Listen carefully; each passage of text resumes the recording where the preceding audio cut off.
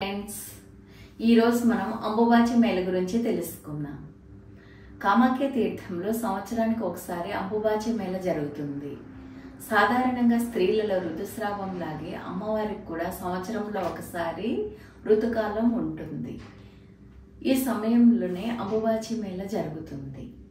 ప్రతి సంవత్సరం శాస్త్రాల ప్రకారం ఆషాఢ మాసంలో మృగశిర నక్షత్రం చివరి 3 రోజులు, ఆరుద్ర నక్షత్రం మొదటి పక్షంలో మొదటి రోజుల్లో ఋతు సమయం వస్తుంది.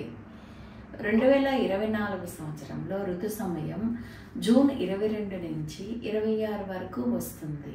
3 డేస్ మందిరాన్ని క్లోజ్ చేస్తారు. అస్సామీలో అంబు అంటే నీళ్లు, బాచి అంటే ఊరటం అనే అర్థం అన్నమాట.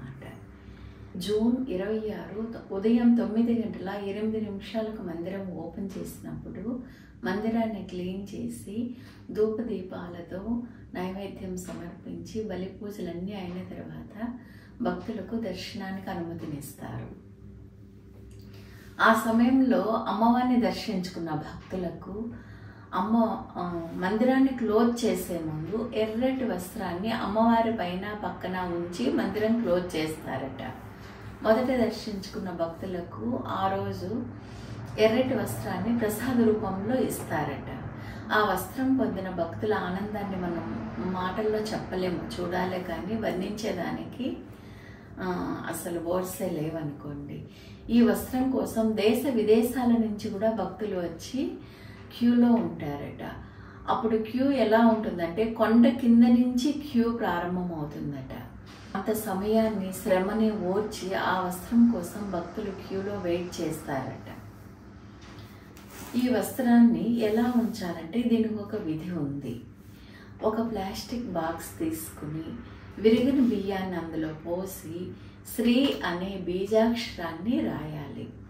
రాసిన తర్వాత అంబుబాచి వస్త్రం ఏదైతే మనకు ప్రసాద రూపంలో దొరికిందో ఆ వస్త్రాన్ని ఒక ప్లాస్టిక్ కవర్లో ఉంచి ఆ కవర్ని ఆ బీజాక్షరం పైన ఉంచి తర్వాత ఆ పువ్వులతో కవర్ చేయాలి. డైలీ ఫ్రెష్ ఫ్లవర్స్ మారుస్తూ ఉండాలి.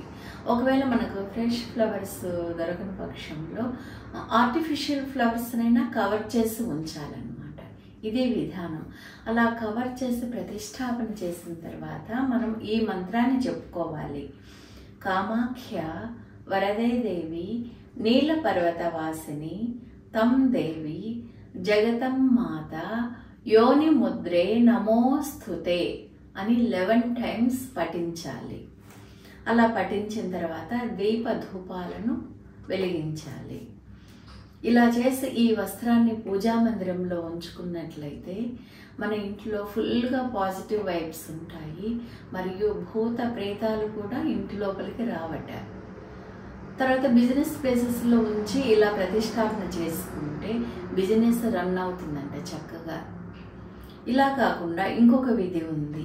ఈ వస్త్రాన్ని కొంతమంది తాయెత్తుల రూపంలో ధరిస్తారు. అబ్బాయిలైతే కుడి చేతికి కట్టుకోవాలి, అమ్మాయిలైతే ఎడం చేతికి ధరించాలన్నమాట. రిస్ట్ దగ్గర కానీ లేకపోతే ఇక్కడ భుజం కిందైనా ధరించవచ్చు. ఇలా కాకుండా లాకెట్ రూపంలో అయినా ధరించవచ్చు అన్నమాట. దీనికి ఒక విధి ఉంది. ఎలా అంటే లాకెట్ను కానీ తాయెత్తును కానీ ధరించే ముందు క్లీం క్లీం కామాఖ్య క్లీం క్లీం నమః అని 11 టైమ్స్ పఠించాలట. పఠించి ధరించాలి. నియమం ఏమంటే ఇలా ధరించినప్పుడు శ్మశానాలకు అస్సలు వెళ్ళకూడదు, మరియు చనిపోయిన వారి దగ్గర కూడా వెళ్ళకూడదట. ఇది గుర్తుంచుకోవాలన్నమాట. అమ్మాయిలకి పీరియడ్స్ టైంలో తీసేయాల్సిన అవసరం లేదు, ఉంచుకోవచ్చు అలాగే, నో ప్రాబ్లం. ఇంకొక నియమం మెయిన్ ఏంటంటే రుద్రాక్షలు అంబుబాచి క్లాత్ 2 ఒకేసారి ధరించకూడదు. అంబుబాచి క్లాత్ ధరించినట్లయితే రుద్రాక్షలు పక్కన పెట్టాలి. రుద్రాక్ష మాలలు వేసుకుంటే అంబుబాచిని లాకెట్ కానీ తాయెత్తును కానీ పక్కన ఉంచాలి. పార్ట్ 5లో మనము దశమహావిద్యల గురించి తెలుసుకుందాం.